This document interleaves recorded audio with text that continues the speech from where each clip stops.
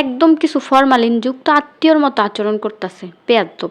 খালি নিজেদের ছবি আর ভিডিও তুললেই কিন্তু হয় না, আশেপাশে কারা আছে, ছাগল হোক পাগল হোক, এদেরও একটু মাঝে মাঝে ভিডিও করতে হয়।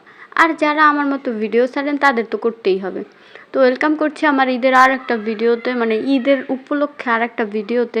তো ঈদের ৩-৪ দিন পরে মেবি গিয়েছিলাম ছোটো খালামণির বাসায়। তারা থাকে একটু মনে করেন যে সাভারের আগে, কিন্তু একটু গ্রাম গ্রাম টাইপের আর কি। খালামণিরা প্রায় ৬ মাস যাবতই বলতেছিল তাদের বাসায় যেন যাই, একটু যাই, যেন একটু বেড়াই থাকি, কিন্তু আসলে থাকা তো হবে না।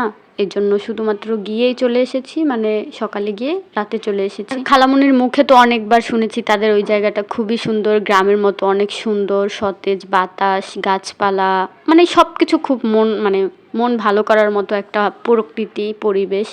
তো এই জন্যই খালামণির বাসায় যাওয়ার আমার খুব আগ্রহ ছিল। আর আমি আর আমার হাজব্যান্ড দুজনেই আমরা ঘুরতে, ভিডিও করতে, ছবি তুলতে খুব পছন্দ করি। অনেকের হাজব্যান্ড থাকে না যে মানে করেন যে ছবি তোলা বা তুলে দেওয়া এগুলো পছন্দ করে না বা কিছু, বাট সে এরকম না। সে আরও এত সুন্দর সুন্দর ছবি তুলে দিতে পারে, এত সুন্দর ছবি তুলে দেয়, মানে কি বলবো, খুবই সুন্দর ফটোগ্রাফি করতে পারে। তারপরেই তো আমি ভিডিও করছিলাম।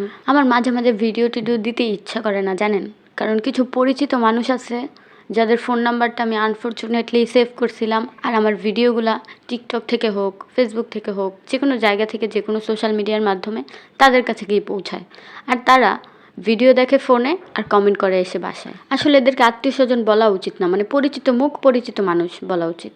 যদি তোমাদের ভালো লাগে আমার ভিডিও দেখো, না ভালো লাগলে দেখো না, ইগনোর করো। তারপরেই তো আজাইরা পেঁচাল বাদ দেই। আমার মামা নিয়ে গেছিলো আমাদেরকে ওই যে একটা বড় মাঠের মতো জায়গার নাম জানি না, বললামই তো ফার্স্ট টাইম গিয়েছিলাম। ওইখানে অনেকগুলো 14-15টার মতো হেলিকপ্টার নেমেছিল। আমার বাচ্চা যেহেতু নিয়ে গিয়েছিলাম ওকে দেখাবো সামনাসামনি, এই জন্য নিয়ে গিয়েছি দেখানোর জন্য। তারপর আমার হাজব্যান্ড আবার কতগুলো ঝালমুড়ি কিনছে দুপুর টাইমে। আমি বলছি যে খাবো না, তারপরও না, খেতেই হবে। তারপর দুপুরে খাবার দাবার খাওয়া শেষ করলাম। আর ওইদিকে আমার ভাগ্নি আর আমার হাজব্যান্ড দুজনেই শুয়ে রয়েছে, মানে তারা ক্লান্ত।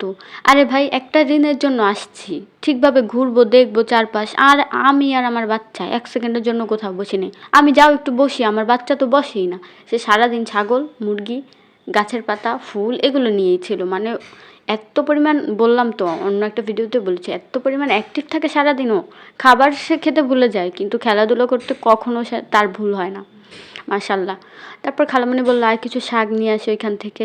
তাদের বাড়িওয়ালাদের এই জায়গায় কিছু শাক লাগানো হয়েছিল, লাল শাক, তারপরে ডাঁটা শাক ছিল, পুঁই শাক ছিল, ধনিয়া পাতা ছিল, তারপর বেগুন গাছ ছিল, মরিচ গাছ ছিল, মাশাল্লাহ অনেক কিছুই ছিল।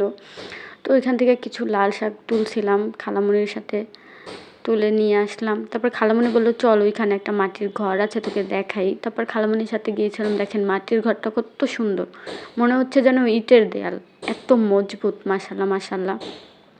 চারপাশটা আমি আবার একটু ভিডিও করছিলাম, আপনাদের সাথে শেয়ার করবো এই জন্য। আর এখানে একটা বেলি গাছ, এত সুন্দর গন্ধ বেলি থেকে, মাশাল্লাহ।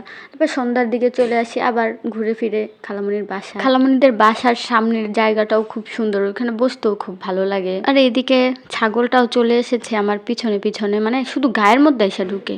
আর এখন এই ছাগলের সাথে একটু হাত মেলাবো, মানে ওকে আমি সালাম দিতেছিলাম, আসসালামু আলাইকুম, হাত ধরে পা ধরে, ও মা, সে আমার ইগনোর, একদম কিছু ফরমালিন যুক্ত আত্মীয়র মতো আচরণ করতেছে, বেয়াদ্দব।